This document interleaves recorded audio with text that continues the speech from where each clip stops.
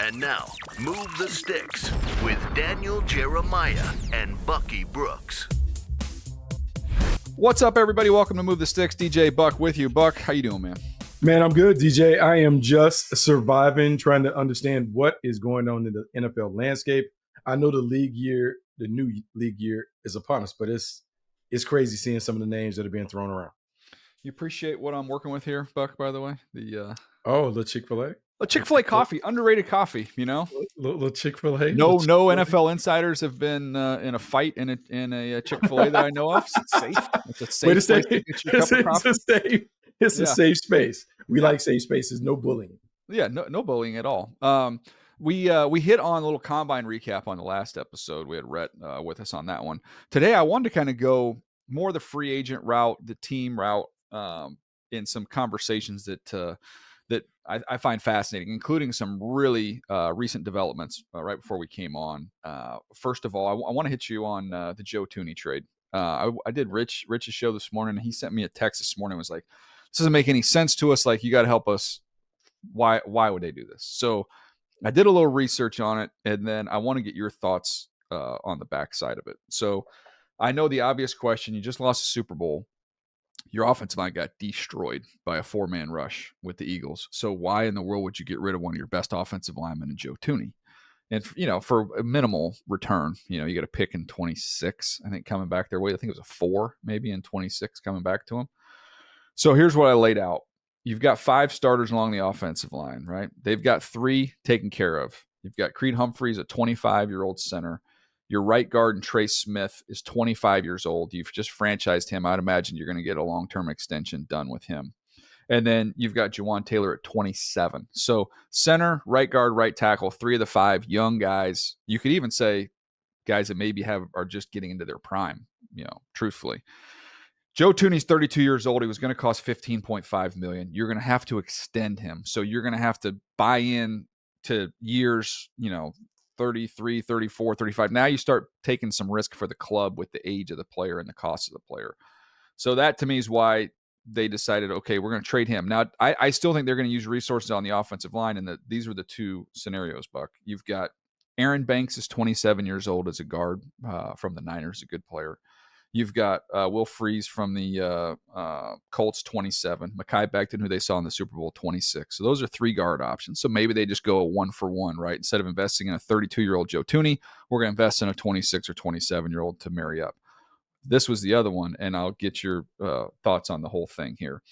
Ronnie Stanley's a 31-year-old left tackle. Where they're picking is kind of no man's land in terms of trying to find a starting tackle. We've seen them take a Ravens tackle before with Orlando Brown, and that worked out for them. This, would solidify the left tackle position, and now we've got 4 of the 5 taken care of. And instead of trying to hunt for a left tackle in the draft, we can hunt for a left guard, which will be a little bit easier. That makes sense. And also, you have to understand the mentality of the Kansas City Chiefs. Andy Reid has always believed that he can fix whatever issues happen along the front line. He also is committed to playing young players. They've had a lot of success playing young players. And you mentioned having 3 of the 5 linemen locked up in their prime or entering their prime. When you look at the Kansas City Chiefs, a lot of their successes, they have made what I would call unpopular moves when it comes to players that were good, but they move on guys a year too early before waiting until it's too late. We've said that the NFL has now become a game where the offensive line is, okay, let's minimize the tomato can. Yeah. So if we have 4 good ones, let's see if you can find Waldo on that offensive line. And how can we get there? You mentioned Mekhi Becton being on the open market. Maybe it's a situation where they're saying, hey, let's see if we can try and draft one, but let's see if we can find some 1-year, 2-year rentals until those young guys are able to play. Remember, they drafted an offensive lineman last year. Didn't play well. King didn't play well right away, but maybe they still feel like he still can develop. Let's see if we can get some stopgaps in this place. Ultimately, they're in a position of flexibility because, DJ, a lot of teams have a tough time finding 3 solid starters on their line. They only have to plug 2 holes. They have the draft and free agency to be able to do it. Knowing the Kansas City Chiefs, they'll go the value route, try and find a bargain basement shopper to find one of those holes, and then the other would be a draft pick that they try and slide into those places. They've traded before too, right? Multiple times. They're not afraid to trade if they can identify someone that can come in. I think they're going to spend as much or more dollars than what Joe Tooney was making. I think that some of the freak out is like, man, why are they pulling resources from the offensive line and redistributing it elsewhere? Like, no, this is all going to go right back into the offensive line. It's just Two for one. they're choosing not to invest in the 32-year-old. They Mhm. love Joe Tooney, who he is now, but I think there's some concern of if we're paying him top of the market for, not for what he's done, but for what he is going to do, then there's some liability. There's injury liability. There's play liability. And when you have so many other big stars that you have to pay on that team, they decided that a 32-year-old guard is not the wisest place to sink that money. Well, let's also give them credit for this, for not falling in love with your players. It can be really hard and really emotional to move on from players that have helped you have a dynastic run, which the Kansas City Chiefs have done. But they are always able to keep things in perspective, looking to the future. As long as number 15 is under center, that gives them a chance. What can we do to ensure that number 15 has an opportunity to play at a high level? Sometimes it's getting weapons that are directly related to him. And I'm going to use the offensive line as a weapon. Sometimes it's getting weapons that are on the opposite side of the ball that allow him to play at a high level because the score is tight. The Kansas City Chiefs know that they're always in the hunt with Patrick Mahomes. Now it's how can we build our team to best support him where the rest of the team is and where he is in the prime of his career. Yeah, I just think it's it's interesting when you just look at this move individually. I think there's some shock, but I think the more you look into it, the more it makes a lot of sense. And I think once we get through free agency, you'll see the plan, kind of coming together here. But I think the idea is to get players, and that's why when we get to free agency, and we'll talk about this stuff as we go forward, but you might have a little lesser player, Buck, but he's 25 years old, 26 years old, and you're going to have a guy who's been a household name who's 33, 34 years old, and you're going to see the young guy's going to get paid more because the smart teams are paying you for what you're going to do, not for what you've done. Well, absolutely. And that's part of what it is. Like we're paying on a projection. We always talk about the draft. The draft is not what you did in the past, is about what we're anticipating you're able to do as a pro and beyond. Same thing in free agency, same thing as you're looking at your team each and every year. This is one where the Kansas City Chiefs are trying to make sure that they can keep the core intact.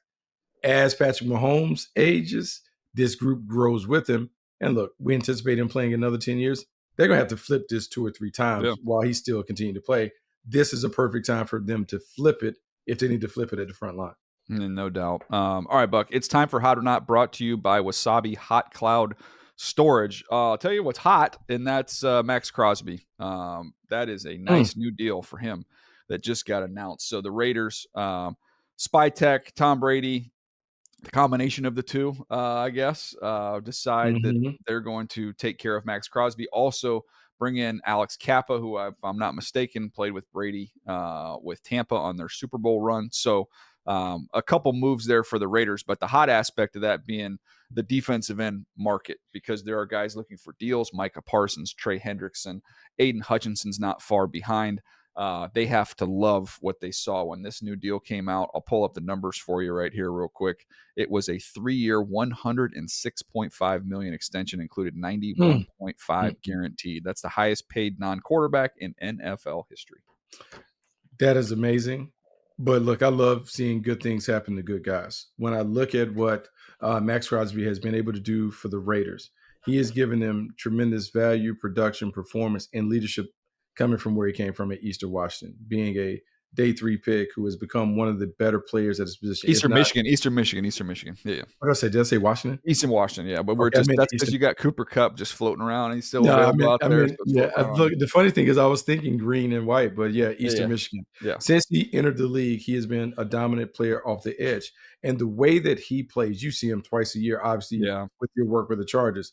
Man, you talk about a talented, high motor player who gives it in spite of any circumstance. Look, this team hasn't won in a while, but he continues to be a dominant player. And last year he did it without even rotating. He is playing as a one-man show on that front line. I give Pete Carroll credit for rewarding guys who play well, because he's ultimately going to be the extension of the coaching staff on the field.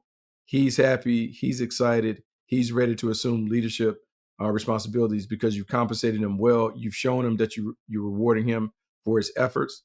I love it. It's rare that you see that, but I love the way the Raiders took care of their best player. So, two questions. Number one, obvious one. If you're Micah Parsons, even though the sack numbers might not be there in terms of, your age and your dominance and all the different things you can do, I would think you're not taking less money than Maxx Crosby if you're Micah Parsons. And that's the first question for you. And the second one would be, I don't think people immediately thought of this player, but if I'm Jamar Chase and I'm sitting here saying I deserve to be the highest paid non-quarterback, well, that number just went up. Whew. It just continues to escalate. And I it's mean, one of the I reasons think why that's a legitimate conversation. it absolutely is the conversation. And it's one of those things, DJ. I just look, man, Howie Roseman is a friend of the show. I give the Eagles credit because they're always on the front end of giving those deals out. They understand where the market is going. They pay people early before the costs escalate. And a lot of these teams are not going to be caught holding the bag because they waited. And it never works when you wait when it comes to playing top players. You're right. Michael Parsons is looking at Maxx Crosby. He's going to use him as a comp. Myles Garrett will eventually look at Maxx Crosby because he's looking at him as a comp. Jamar Chase is looking at him because he's like, I want to be paid like the best player in the league who's a non-quarterback, given my status as a Triple Crown winner. Why not? There's a lot of money that's going to float off the shelves this offseason. Maxx Crosby has started. And also, Saquon Barkley's also kind of stirred it up a little bit too. Yeah, no, it's interesting to see what happened, but it's definitely something that is hot for the market. That was this week's Hot or Not segment, brought to you by Wasabi Hot Cloud Storage. Store more and do more with your data. Try them for free at wasabi.com. All right, Buck, what sounds like DK Metcalf and the Seahawks not on the same page. DK Metcalf has requested a trade. So first of all, if you're Seattle, what does that mean for them? And then secondly, we can get into some fun here of some teams that make sense for DK Metcalf. It's been a nice run, but I can understand why the Seattle Seahawks would want to move on. He's making $18 million right now. Do you want to continue to kind of hit your wagon to DK Metcalf as, look, we're seeing these receivers as they get closer to 30 and over 30, like, do you want to kind of lock in where you catch some of the downside of what that is? I understand DK Metcalf wants to get paid, and he's looking around the marketplace and he sees what it's going to command. But if I'm Seattle, I understand JSN is ready to kind of take over and be that player. It's one of the Lockett's reasons gone, why you right? Lockett was released gone. this morning. Yeah. Yeah, and it's an opportunity to kind of turn the page and get this team younger on the perimeter and maybe not only a little more cap friendly, but look, they're in the middle of trying to do a rebuild on the fly anyway. So this is the perfect time to part ways with all those guys. Look at the draft, see what we can find, see if we can find some bargain basement guys that can come and fill in. And they ultimately going to have to make a decision on Geno Smith as well. That's where I was getting ready to go, because I think what's happened, and we've seen, Aaron Rodgers, as he was getting towards 40, was still playing, MVP level football. Tom Brady, obviously on the other side of 40, championship level football. And I think there's a lot of people that are kind of forgetting, like, those are exceptions. That is not how it normally goes. We've seen a lot more quarterbacks. Geno's 34. Think about Cousins last year. Think about Russell Wilson's fall off. Like, we've seen a lot of those guys kind of fall off. So if you're Seattle, is this almost like the fact that Lockett's gone and maybe they trade DK Metcalf, Geno's 34? Would it shock you at all if Seattle said, you know what, maybe we could, because the quarterback situation is not great around the league, and we'd have to find, maybe we could try and make it work with Fields, who's younger, at least take a shot at somebody younger. Maybe we traded Geno and DK and kind of regroup and reset here. A lot of that would depend on what do they feel like internally about Sam Howell. Because remember, they made a move last year to get Sam Howell. I forgot Sam Howell was there. So maybe they are ready to go all in. And here's what you have to understand, I would say, particularly about defensive coaches. Defensive coaches always feel like there's a way for them to be able to manufacture wins without the offense being top notch. They always can kind of swing and say, like, hey, if I just have a quarterback that just takes care of the ball, we don't turn it over, we run the ball, play great defense, bang. Mike McDonald's wheelhouse is the defense, and that defense certainly has some intriguing options. And if you can add more firepower to the defense, you can do it. I believe all these coaches look within the division and they see how teams are getting it done.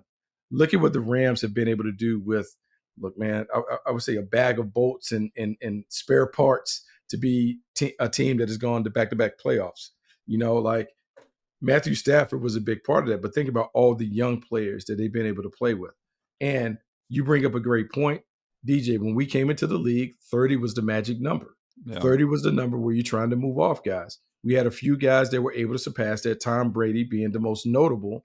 But maybe we're having a market correction where everyone is saying, hey, guys, maybe we need to go back to making sure that we understand the rarity that it is to find someone that can play at a high level beyond 30. Because when you look around, not only at quarterbacks, you look at these wide receivers, Tyreek Hill and all these guys past the 30 mark. Keenan Allen, Yeah, Mike Williams. I saw a couple of them. They're falling off.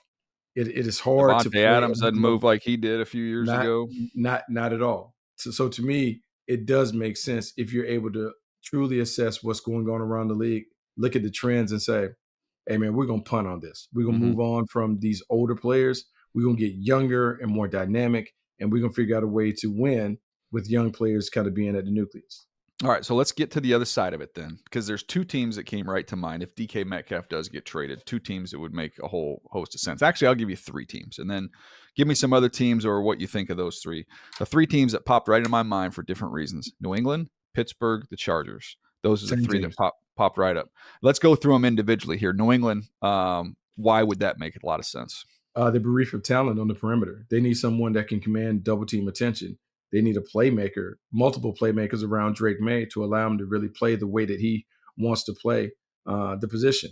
Also, when you think about Drake May, you think about this offense and trying to produce points. Everyone wants the long ball. Chicks dig the long ball. Yeah. DK Metcalf still brings that big play element to the field for a team that has a ton of cap space, for a team that that would like to kind of be a little rougher, tougher, more physical, more dynamic. DK Metcalf makes sense. And also, Mike Vrabel, his relationship with A.J. Brown and how he desperately missed A.J. Brown when he was gone. Yeah. Who was A.J. Brown's teammate? DK Metcalf. DK Metcalf, Ole Miss. Same agent, too. Yeah. Same agent. And also, what did Mike Vrabel love about A.J. Brown? Physicality, toughness. Yeah. You know who else brings that? DK Metcalf. They're not the same type player, but, man, you talk about a physical, imposing presence on the perimeter, that's DK Metcalf. Yep, and then if we get to the Pittsburgh Steelers, a team that, George Pickens is kind of what they've got right now, and it doesn't sound like that's a great setup there. Mm-hmm. Still some immaturity issues there. We've talked about adults in the room being something that the Steelers covet, and the direction they've tried to go. They've rebuilt the offensive line on the fly over the last 2 years. They've got a really good setup there. We'll see what happens with him at quarterback. Is that Justin Fields seems to be the leader in the clubhouse there as potentially being their guy. Well, if Justin Fields, you want somebody who can go up and get the ball down the field, DK Metcalf can go do that for you. Yeah, he spans the strike zone. The only thing that I worry about DK is we talked about adults in the room. DK has had some issues with his emotional outburst in game. Mm-hmm. Does Mike Tomlin feel like he can kind of help him work through those issues? There's no doubt that he's talented. There's no doubt that he would be a great fit in Pittsburgh stylistically in terms of his physicality, toughness, the rugged nature that their wide receivers have traditionally displayed. The emotional part, you just got to make sure you do it, because coming off of, I would say, man, a 5 to 7 year runs where they've dealt with a lot of emotional receivers, are they willing to welcome that into the fold? But he certainly is a good player, and he would fit. So let me get to the last one there, the Chargers. And the obvious reason, think about Mike Williams' success that he had with Justin Herbert, over their run together. Mm-hmm. Justin Herbert loves guys he can trust. He doesn't really have that type of player. Obviously, you look at Ladd McConkey and what he can do, especially working in the slot in the middle of the field. He's dynamic.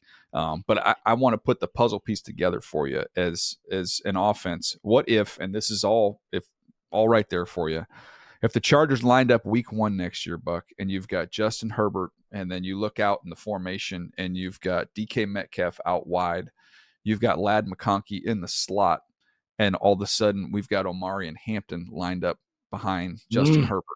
You talk about a team that needed to get more explosive. You throw Omari and Hampton in the backfield and DK Metcalf out wide with Ladd McConkey still there. That's a different looking offense. Different little offense. Before you mentioned the Omari and Hampton situation, I was going to talk about just building a basketball team. So now you have polar opposites in terms of Ladd McConkey and DK Metcalf. Ladd McConkey is the slippery route runner that can get in and out, dominates between inside the numbers. DK Metcalf, the big, physically imposing, vertical stretch guy that can make his plays outside the numbers and down the field. You think about Justin Herbert and how, if the running game is working, when you throw it, you're throwing for chunk plays. Yeah. DK Metcalf would give them that. And when you factor in an old school workhorse running back in Hampton, man, that's the kind of team that we've seen Harbaugh have traditionally, going all the way back to his time with Frank Gore kind of being the tailback for the 49ers. The other thing I was thinking of is if they did that, say it was a second round pick. I don't know what the cost would be, but say it's a second round pick. If you're the Chargers in this draft, you have other needs, and then see what they do in free agency. Interior offensive line needs to be addressed. They've got some free agents on defense they could look to bring back. But if we say that they want to get a running back, a young running back, a rookie running back at some point in time in this draft, you go, okay, well, man, you traded your second round pick for DK Metcalf. That could be a nice sweet spot. That's it's a good spot in this draft. Buck, if you're sitting there and you're the Chargers where you're picking in the early 20s, you have no second round pick. You can trade back once, maybe twice, and guess what? You're going to have one of those Ohio State backs. We'll see what happens with Omari and Hampton, who we were talking about. There's going to be options for you at that point in time to slide back and recoup that second round pick. I've talked about Mason Taylor making a lot of sense for them to get the tight end that they want in the second round. So there might be a way to have your cake and eat it too, where you part with a second round pick, but you can trade down once or twice and still be holding some selections in that window. Yeah, that would be a perfect scenario where you're able to make the move, get the people that you get, but still retain enough assets to be able to upgrade your team through the draft. We are at a time where everyone is super aggressive. I just think about the number of trades that we've seen. DJ, I just feel like it's our generation. Yeah. All of our buddies are sitting in the seats and they're aggressively going after it, and you're not afraid to make those moves. It's a really interesting and fascinating time, but it's one that, look, I'm loving. Yep. I want to hit on a couple more things here before we get out of here. But free agency wise, the dominoes haven't really fallen yet, quarterback wise, because you have Matthew Stafford, who's stayed in LA. So I think if he would have left and went to one, he goes to the Giants, he goes to the Raiders, the dominoes, start to fall, and we see a lot of movement. But it does sound like the first domino might be on the way here with Sam Darnold getting to the market. That to me signals that this JJ McCarthy era is beginning in Minnesota. That very much sounds to me like they are going to JJ McCarthy, or else you would lock that up and not let him get to the market. So with that being said, who makes the most sense for him? And then how do the other dominoes start to fall after that? Yeah, no, I'm kind of surprised because like you go in with JJ McCarthy, like sight unseen in terms of as a player. Maybe Kevin O'Connell has been like a miracle worker when it comes to quarterbacks. That maybe DJ, that was why they made the move for Daniel Jones. Remember we talked about Daniel Jones coming on in case JJ's not ready, and just in case he's not ready and all those things. You got a full half season in the system. Just keep an eye on that. For Sam Darnold, man, this is everything. There's going to be a ton of cash being thrown his way. People are going to naturally link him to the Las Vegas Raiders in terms of their need and what they want. To me, that would make the most sense. I think for Sam, it's the type of coach that he plays for more so than who actually coaches him. When I think about Pete Carroll and I think about Kevin O'Connell, builders, guys that build you up, not tear you down, how they always see the positive in the player and what they could be. To me, I'm running towards that kind of environment more so than one. They may be led by somebody else. So the Raiders, to me, seem like a natural fit. Yeah, I think there's interesting options. I think Pittsburgh, if it doesn't happen with Fields, I don't know that Sam Darnold would be, in a sprint to go back to the New York market. But if you're the Giants, I mean, you got to at least try and kick the tires there. He's better than what options you're stared with right now. So I would think they would have some opportunities there. And the one I lobbed out on social media the other day that got everybody all upset was the Colts, Buck, because they've come out and said they're bringing in competition. And I just have a hard time when I look at, that when your owner makes comments at the end of the year explaining why you're bringing people back, right? If your owner feels that he needs to do that, that to me says like there's some urgency. We need to win now from a general manager, head coach perspective. And I just don't know how you can say, based off what we've seen, that you feel more confident in Anthony Richardson winning you games next year than you would Sam Darnold. That's why I brought that one to the forefront. No way, no how. And the only thing that if you're Sam Darnold, you want some assurances based on the contract to make sure that I'm not setting myself up. Just go 2 years. Just give me 2 years. That's what I'd do. But if you're thinking about the situation, it's a much better team that they'd be stepping into. It's a team that should have in been. a division with the division. I mean, I'm not The going to put division- you in a bad spot with the Jags. No. The Jags are not coming off a good year, and the Titans are picking first. Yeah, a division that should be winnable if you do what you're supposed to do in that situation. They have a big time back in Jonathan Taylor. They got 2 wide receivers in Josh Downs and Michael Pittman. They have a defense. They got Adonai Mitchell, who's just got all Yeah. the upside in the world. Like, they've got even more weapons.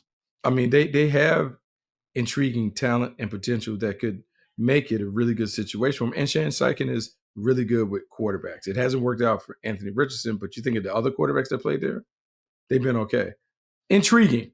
That's what I would say. If I was Sam Darnold, of all the different options that are out there, and I'm kind of creating one here, but Shane Steichen came on our air and said, we want to bring in competition. And I think everybody just assumed, well, that's just like a flyer, backup, kind of fake competition. But like, if you really want to try and upgrade your room, if I'm Sam Darnold, I'm trying to get to Indianapolis. That's where I want to play. Ooh, money. I don't know. There's probably that. Who knows? There's probably 0.01% chance that's been discussed or that's on the table. But I just looking at the different places and I'm going, okay, who was not set at quarterback? Man, that'd be the team that I'd want to play for.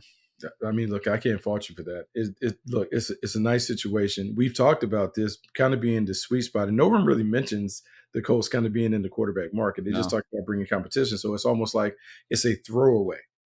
That is one that you have a legitimate shot to get the QB1 job and to have success and let that success lead to a Baker Mayfield type contract.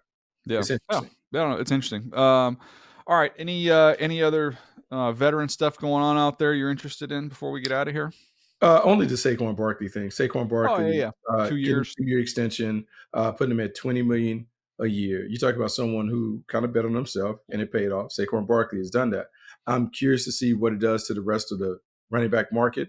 James Cook is a notable name that is going to be out there. He's already said that I'm looking 15 million plus. I can't say that I would confidently be like, yeah, let's give him 15 million. But for Saquon Barkley and for the elite of the elites, yeah, it's good to see the running backs finally reaching some of that big money that has been reserved for quarterbacks and pass catchers and pass rushers.